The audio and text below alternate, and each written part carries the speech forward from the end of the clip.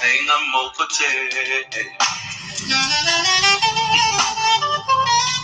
Otona memi heba inayo Oteme lingi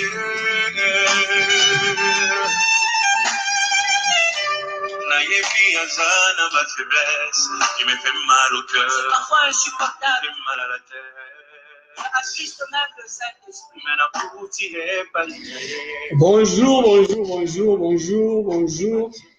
Bonjour à toute la famille, bonjour à mes frères, Motem, Hi,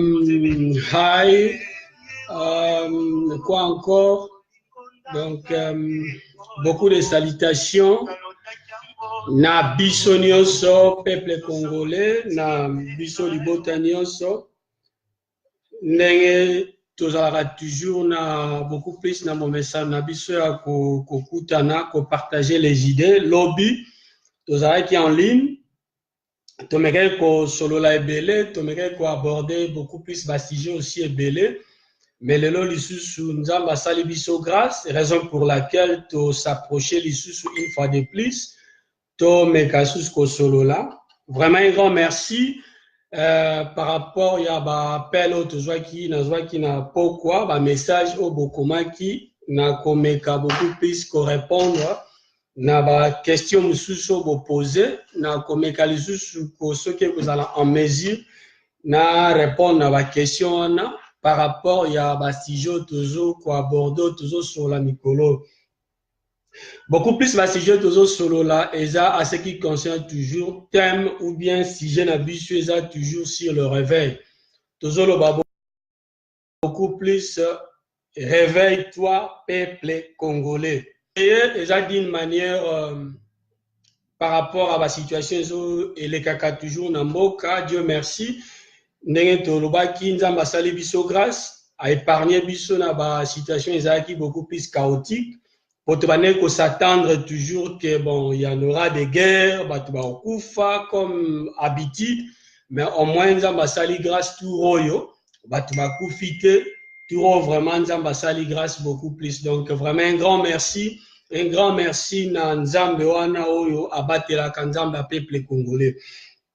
Et bah si je te mets ko aborder donc, comme dans le bar toujours d'habitude, il faut qu'on s'excuse pas bande qu'on a beaucoup plus les anglophones et bah, francophones parce que monsieur a beaucoup plus basé sur nous peuple congolais parce que c'est un grand devoir à nous le peuple congolais. Tobimana situation tozanango situation eza situation moko eza déplorable pas chez les Kimakas na Congo. Ba génération beaucoup plus eza sacrifié injustice na ba domaine ebele. Toujours a combien ba génération donc ba jeune toujours qui n'a contribué beaucoup plus na mboka ya batu avec notre intelligence notre force et mboka na biso nde ko bénéficier nango mais aujourd'hui mboka na biso ezo bénéficier na rien et rêve ya congolais comme pour na réussir na vie il faut toujours abima libanda rêve à congolais comme pour azwa na vie meilleure il faut toujours abima libanda mais normalement ceux qui tozalaki na ba dirigeant bien ceux qui tozalaki na bolingwa mboka on est tolingaki kozala obligé ya ko réussir et pas na biso na mboka donc raison pour laquelle cette idée et yaki biso na mutu avec bande ko mususu to meka ko solola na bango koloba ete c'est possible to réussir et pas na biso et pas na biso et ko kozala pe comme toujours loba ezala lokola lobby Dubaï ezala lokola l'Afrique du Sud ezala lokola les États-Unis ezala comme France ezala lokola ba pays ezo se développer c'est possible mboka na biso et se développer raison pour laquelle les a beaucoup plus tozana likanisi wana ya kosolola et puis bandeko na biso mingi oyo baza mayele bazo poser ba question bazo pesa ba idée bandeko na biso tozo solola na bango chaque jour vraiment toyebi que génération ezoya tozana posa tozonga na mboka souci na biso tozana posa te to vieillir à l'étranger bana na biso bandeko na biso baza na avenir meilleur donc pona esalama toza obligé to simba na maboko, toza obligé toza la ini, toza obligé toza la makasi. Vraiment un grand merci. Na pesi bandeko nyonso baza déjà en ligne. Mote ndeko nanga de na pesi o merci. Maman nanga Irène Mwanza na pesi o merci. Pasteur Franck Bois, donc na pesi merci. Mon frère na pesi mon frère Jimas, en tout cas na pesi un grand merci. Ya m'appelle à partir à Londres, on a pesi o merci. Les docteurs José à partir de Belgique, vraiment je te salue. Maman Mireille, je te salue. Nekonanga Stani Makai, encore je te salue. Vraiment un grand merci, un grand merci, un grand merci. Mais dit que ba contribution na bino, ba idée na bino, ba savoir na bino et pour aider pour na Congo meilleur. Donc je disais toujours, notre thème à nous est ali que toi peuple congolais a se réveillé. Peuple congolais aza peuple aza mayele. Aza peuple, aza courageux, aza peuple, aza faible. To komi faible, c'est parce que manque y a unité. To komi faible, c'est parce que entre nous, to l'inganité. Donc, ce qui veut qu'on permette, nazong et moi, mouké, qu'on s'excuse encore avec nos frères. Donc, comme c'est les ana coutume na biso. Je disais, I would like once again, we are very sorry again, our brother and sister again in those one, my brother, like I always say that we really apologize about regarding about Congo. We only talk about Congo. We don't have anything else than Congo. That the Congo is our gift, is our motherland, the gift, the reason why every single day our prayer, my prayer, and that God open big doors for the Congolese so that we can enjoy also our land. We can also take the time to develop our motherland. So I do believe through prayer and unity, God is going to do something.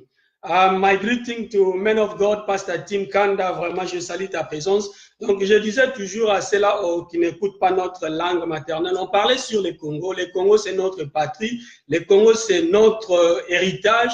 Donc c'est ce que le Seigneur nous a donné comme héritage, raison pour laquelle nous sommes obligés de parler entre nous frères congolais d'abord, raison pour laquelle nous avons commencé à parler d'abord en Lingala, on va parler à Swahili, on va parler à Chiluba, on va parler à tous les sortes de dialectes que le Seigneur nous a donnés au pays. Donc, raison pour laquelle nous sommes obligés de parler d'abord à Lingala et puis après, peut-être on va contribuer après à d'autres langues. Donc, je disais, première langue, premier problème, d'abord, point 1, j'allais d'abord sur Bolingo.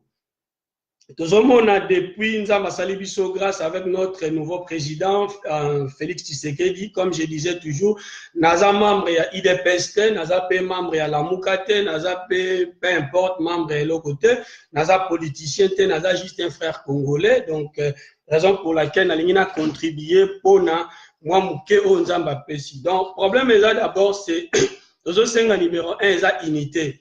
Tolobi que pour Congo et Kende Liboso, tout ça na possé unité. Congo a na possé à bana na ye. Bana ya Congo, kaka bango ne bako développer Congo. Ba Congolais kaka bango ne bako développer Congo. To s'attendre te na ba Européens que bango ne bako ya ko aider Congo. Loin de là, bako aider jamais Congo. Ce qui totali histoire na biso ya Congo. D'abord, tozalaki sous l'esclavagisme ya ba Belge. Ba Belge ba vandi na Congo pendant des années. Selon l'histoire ya Congo, ba Belge ba 8 ans ya ko exploiter Congo, ba 8 ans ya ko vanda tellement longtemps na kati ya Congo, mais c'est que ba Belge ba tika na Congo eza zéro. Ba Belge ba sali le côté pour na Congo. Tozomona ba pays beaucoup plus le pays où eza ba pays anglophone. Oyo anglais ba développer pays et la plupart ceux qui beaucoup contredire nga wana par rapport à mon opinion par rapport à mboko na tambulu muke ba pays anglophone comme on a beaucoup plus avancé par rapport à biso. D'abord ce total pays comme l'Afrique d'ici anglais ba sali musala makasi toke na Zimbabwe toke na Zambie toke na Ghana toke na Nigeria toke na ba pays esika ba anglais ba leki ba sali musala makasi. Nous avons combien, peu importe, bazo vivre comme na paradis, mais au moins, baza au moins un minimum anglais batongi l'école bon pitois makasi biloko ebele tozo expérimenter. C'est possible aussi et pas une biso si réellement belge azaki na posa développer Congo, il pouvait le faire parce que azaki na chance, azaki na temps na nyoso akosala. Mais le grand problème, Belgique a quitté, Belge a quitté pour développer Congo.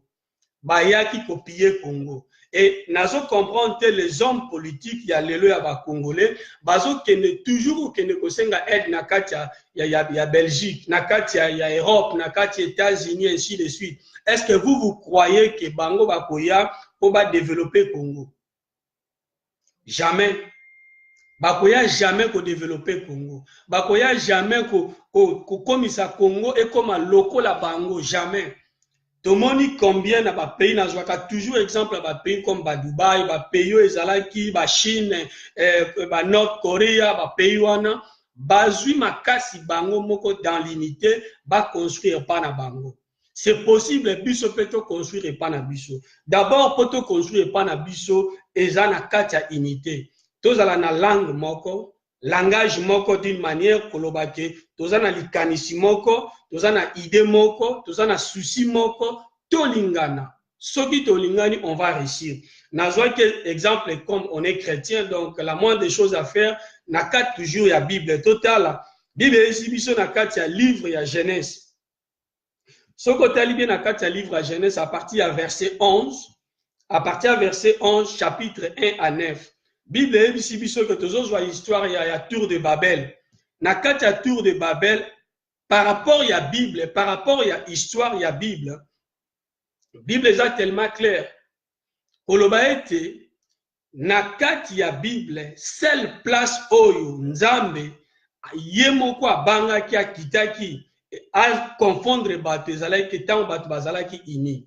Na kotanga peut-être so boboye que excusez na tanga à partir à verset 1 na Genèse, au total, à partir de 11 de 1, Bible lobby, toute la terre avait une seule langue et le même mot. On a d'abord 1, à partir de verset 11, chapitre 11, verset 1. Bible me lobby, ngati. Et puis, deuxièmement, lobby, après avoir quitté l'Est, on est allé israélite, après avoir quitté l'Est, ils trouvèrent d'une plaine dans le pays des Chinéens, et ils s'installaient, ils se dirent l'un à l'autre, alors faisons des briques et de cuissons-les au feu. Le brique leur servit de pierre et le bitume de ciment. Et ils dirent encore, allons construisons-nous une ville et une tour dont le sommet touche le ciel et faisons-nous un nom afin de ne pas être dispersés sur toute la surface de la terre.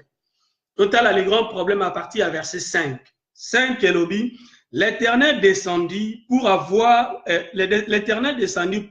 la ville et la tour que construisaient les hommes. 6. Et il dit, les voici qu'ils forment un seul peuple et eux ont tous une même langue et voilà ceux qui ont entrepris. Maintenant, rien ne les retiendrait de faire tout ce qu'ils ont rejeté. Wana Nzambe. Vous imaginez Nzambe à Kiti pour visiter ce que les hommes faisaient. Pourquoi? Parce que bazalaki parce que bazalaki na langage moko, bazalaki na idée moko, idée zalaki ni construire. Et la deuxième des choses, bazalaki na objectif ba atteindre. Bonjour encore les grands commandant Mayumbi, donc na salué sous présence nayo. Je disais l'homme bazui initiative ya kozala ensemble pour un objectif moko. C'est maintenant à nous peuple congolais.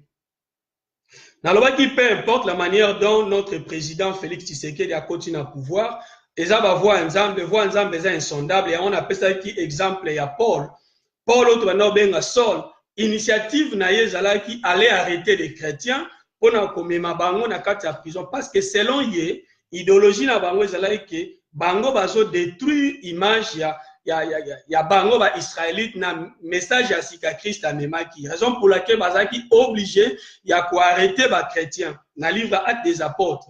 Mais Bible si biso tango azwi idée ya ko kende, Bible bisi biso ke na nzela ya Damas akutanaki na Yesu.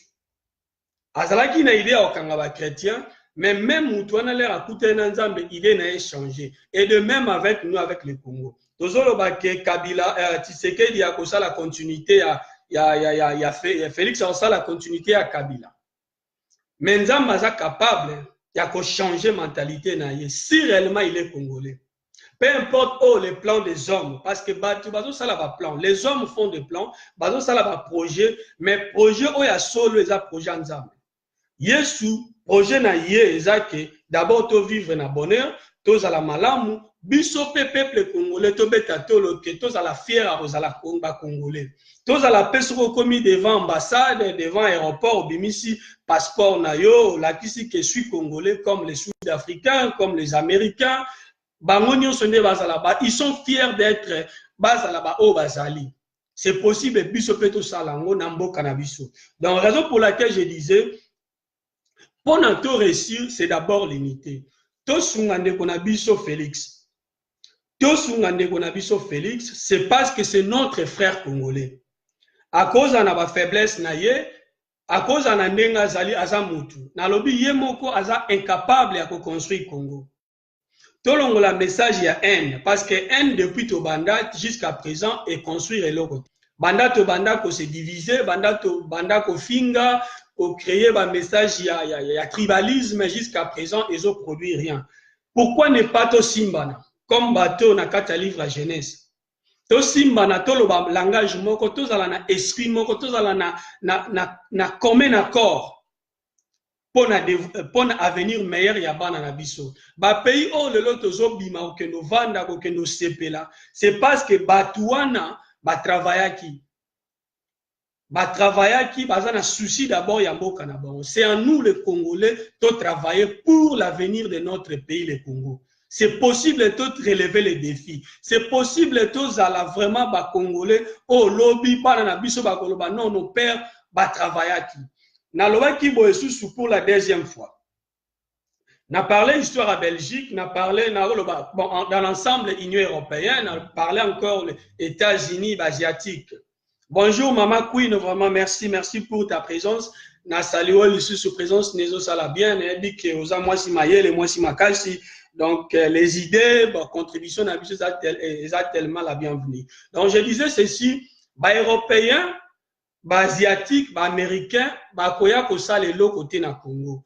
Eza illustration eza lokola boye. Olali na butu ndoki aye koloka yo afini yo kingo. Le olamuki na tongo okeye pas même ndoki yango wana ke sa elo délivrance. C'est ça ce que les Congolais tozo sala. Toyebi ke base ya malheur na biso eza na maboka ba européen. Eza na maboka ba américain parce que banani bazo piller ba minéraux na biso. C'est les Européens, c'est les Belges, les Français. Toyebi bato nyoso toyebi so toyebi tanga ba société o eza na katio bazo exploiter ba minéraux na biso eza biso ba eza la plupart eza ba africains malgré ba Kagame et ba o wana nyoso. Mais eza d'abord le numéro 1 eza ba américains eza ba européens. Bango tu baza à la base, il y a destruction à notre pays. Mais comment fait-il batouana baza à la base ya notre malheur biso toujours kendo lela passe na biso pa na bango. Boza sûr que bango va porter un plus. Telle la confusion oyo Union européenne côté ici, ba européen ba côté ici. Après publication élection, d'abord France a qui numéro 1 ya koni yango lobby, il y a des corruptions, il y a des tricheries, il y a ba ebele ba lobby ba lobaki. Mais hier natangi na article na RFI le même français va changer langage, va féliciter Félix. Bazaki derrière Martin Fayoulou, Lelo va féliciter Félix. Souci na bango ezanine. Pour Félix appelle ça bangonine. Parce que Monique va perdre, Monique Fayoulou a reporté le bus de l'autre côté, déjà Fayoulou a perdre, token derrière Félix parce que tu as un contrat de pétrole, il y a un minerai, ainsi de suite. Encore, na Union africaine, beaucoup tout na question, nanaza président ya Union africaine, n'est-ce pas Paul Kagame? Bon, yebi sanga tabino mo bandeko na ba Congolais, to se poser ba question entre nous, eza débat entre nous les Congolais. Paul Kagame, président numéro 1 ya Union européenne, ya Union africaine, yende mtalinga ko porter solution na kati ya Congo. Maintenant nazo détruire est à Congo, nazo diriger Congo. Nanazali, il y a des gens qui parrain à Kabila, n'est-ce pas Kagame? Bon, maintenant que tu s'embrouiller. Solution que tu n'as pas battu, c'est la solution qu'il faut que tu pas na biso. Biso va Congolais. Biso va Congolais, solution fait où tu pas na biso va Congolais. Totika ko s'embrouiller. Tous ala lokola peuple oyo ba israélite na tour à Babel. Bazala ki na langage moko, idée moko, initiative moko. Ne yango ba resisaki. Ba resisaki c'est parce que ba ne ko parler langage moko, objectif moko. Paul Kagame a remis zéro na Congo. Les Français, les Belges, les Américains, les Chinois, baza pona intérêt na bango. Ceux qui boyebite na rappelé biso les sous, baza pona intérêt na bango. Ba ko porter rien zéro na Congo. To banda kolinga Congo na biso. To simba na biso ba Congolais. Ozala muluba, ozala mu Congo, ozala mu Yaka, ozala mu c'est pas moi mungala, ngwande, un peu importe. To linga d'abord Congo. Dans le département, nous se retrouver. Nous, les chrétiens, notre devoir, Félix Tshisekedi Mayele. Bandeko, je ne pense que Nakati, il y a nini, il y a parlement, je ne pense pas que aucun des Bibles, il y a encore 7000 ans, oh non, nous va fléchir à genoux devant Balte. Oh non, nous va fléchir à genoux devant corruption. Nakati à Congo, bazana soucia Congo bazali. Je crois que bazali. Nazana kondima nazali. C'est ça notre problème. Tous en a posé à Congo meilleur. Vraiment un grand merci Maman Queen Love, vraiment na sepeli makasi na ebi que c'est à nous les Congolais. Tokanisate que Libanda est meilleur, Libanda est paradis, Libanda peu importe. Kimia solo est na kati ndaku na yo. Congo est lokola et na ebite logo nini to ko ça l'échange na Congo. To botami ba Congolais, to eza lokola eloko yo makilo est na kati ba veine na yo, c'est ça le Congo pour nous. Biloko toyiko ça nango jamais échange eza Congo. C'est notre héritage. Ba parents na biso batikeli biso héritage o eza Congo. C'est à nous de protéger le Congo. C'est à nous de garder le Congo. C'est à nous de faire ya ndenge nyonso pona ko protéger Congo. Alors pour te protéger Congo, eza toza obligé photo simba na makasi.